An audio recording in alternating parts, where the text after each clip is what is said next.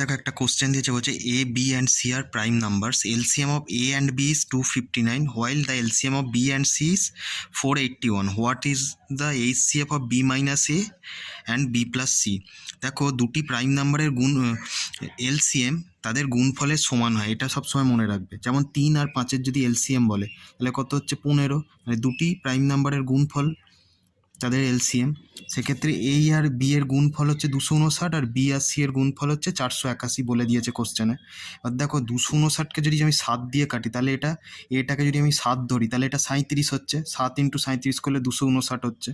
তাহলে বিটা আমি পেয়ে গেলাম কত, 37। তাহলে এখানে যদি 37 লিখি, সি হচ্ছে 13, দুটো গুণ করলে 481 হচ্ছে। এবার বলছে HCF of B minus A and B plus C. B minus A মানে কত, 37 - 7 তার মানে 30, আর বি প্লাস সি মানে কত, 37 + 13 মানে হচ্ছে 50। তার মানে 30 আর 50-এর গসাগু করতে হবে। তাহলে এখানে হায়েস্ট কমন ফ্যাক্টর কোনটা, 10। সবচেয়ে তো হায়েস্ট কমন ফ্যাক্টর 10, তো মানে অপশান সি এটাই এর কারেক্ট অ্যান্সার হবে।